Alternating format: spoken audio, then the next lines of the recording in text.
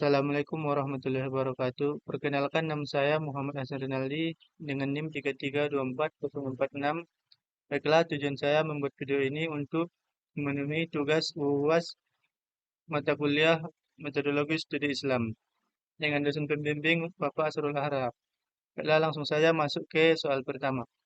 Bagaimana pandangan saudara terhadap paham modernisme, puritanisme, fundamentalisme, dan radikalisme dalam memahami Islam serta gagasan universal di era globalisasi? Modernisme adalah mencoba menyelesaikan ajaran Islam dengan perkembangan zaman, ilmu pengetahuan, dan teknologi.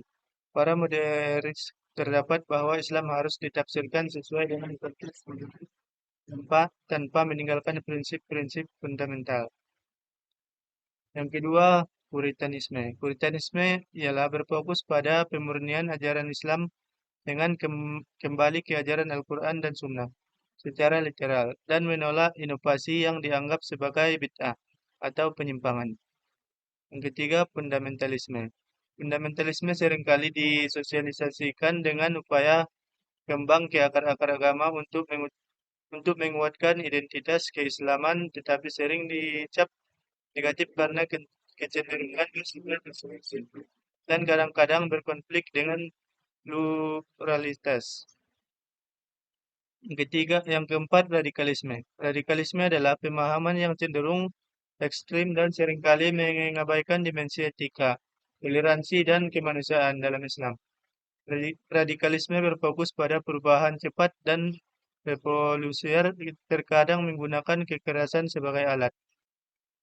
Baiklah, lanjut saja soal yang kedua. Sebutkan salah satu isu kontroversial dalam studi Islam seperti pluralisme, demokrasi, hak asasi manusia, atau gender. Bagaimana pandangan Islam terhadap isu tersebut dan bagaimana saudara memahaminya? Pandangan Islam terhadap pluralisme, pluralisme sering dipahami sebagai pengakuan atas keberagaman agama dan keyakinan, serta upaya untuk hidup bersama dalam kedamaian tanpa harus menghilangkan identitas agama masing-masing. Dalam Islam, konsep pluralisme dapat ditemukan dalam beberapa ayat dalam Al-Quran. Yang pertama seperti Al-Baqarah, yang kedua Al-Hujurat, yang ketiga Al-Kafirun. Dan pemahaman terhadap pluralisme dalam Islam. Islam tidak hanya mengakui keberagaman tetapi juga memberikan keragaman normatif untuk mengelola hubungan antarumat beragama secara harmonis. Dalam sejarah Nabi Muhammad, menunjukkan contoh nyata melalui Piagam Madinah yang menjadi model pluralisme religius. Piagam ini mengakui hak dan kewajiban komunis, muslim, dan non-muslim dalam suatu masyarakat. Namun dalam konteks modern, pluralisme sering diperlibatkan. Yang pertama, pandangan positif. Sebagai ulama mendukung pluralisme sebagai bentuk penghormatan terhadap perbedaan dengan syarat tetap menjaga akidah Islam. Yang kedua, pandangan negatif.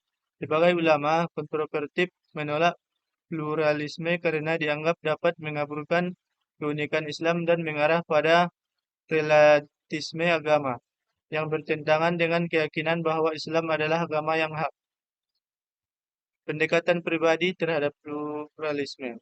Saya memandang pluralisme sebagai prinsip yang sesuai dengan semangat Islam, asalkan dikelola dalam koridor syarat. Prinsip ini penting untuk menjaga harmoni di dunia yang semakin global dan terhubung. Dalam Islam, pluralisme dapat dipahami sebagai yang pertama toleransi aktif, yang kedua dialog interfaith, yang ketiga kerjasama kemanusiaan. Baiklah, selanjutnya masuk ke soal nomor 3. Bagaimana mata kuliah metodologi studi Islam dapat mempengaruhi pola pikir saudara dalam memahami Islam dan agama lainnya? Berikan refleksi berdasarkan pengalaman belajar saudara. Mata kuliah metodologi studi Islam atau MSc memiliki peran penting dalam membentuk cara berpikir saya dalam memahami Islam dan agama lain. Berikut adalah refleksi saya berdasarkan pengalaman saya dalam belajar. Yang pertama, pendekatan ilmiah dalam studi Islam. Studi Islam mengajarkan saya untuk mendekati Islam dengan metode yang ilmiah secara sistematis dan kritis. Misalnya pemahaman kontekstual. Saya belajar bahwa teks-teks agama seperti Al-Quran dan hadis tidak hanya dipahami secara tekstual tetapi juga mendalam konteks sosial, budaya, dan sejarahnya. Metode selanjutnya metode hermeneutik. Mata kuliah ini memperkenalkan saya pada metodologi analisis teks yang mendalam untuk memahami makna di balik ayat-ayat Al-Quran. Hal ini membantu saya menyadari bahwa Islam adalah agama yang fleksibel dan relevan di setiap zaman. Yang kedua, memahami keragaman dalam Islam. MSI membuka wawasan saya tentang keragaman pemikiran dalam Islam. Misalnya, mazhab dan mazhab. Saya memahami bahwa perbedaan pandangan dalam fikir atau kaidah. Yang kedua, memahami keragaman dalam Islam. MSI membuka wawasan saya tentang keragaman pemikiran dalam Islam. Misalnya, mazhab, saya memahami bahwa perbedaan pandangan dalam fikir atau akidah bukanlah ancaman tetapi kekayaan intelektual yang harus dihargai.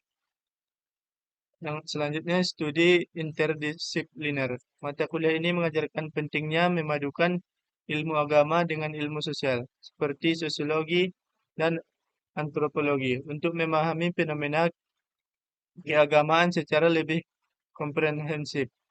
Yang ketiga, perspektif terhadap agama lain. Hal ini melalui MSI yang menyadari bahwa pentingnya dialog antar agama dan memahami agama lain tanpa prasangka. Misalnya, objektivitas. MSI menekankan pendekatan yang objektif dalam mengkaji agama lain tanpa sikap defensi atau superioritas. Selanjutnya, dialog dan toleransi.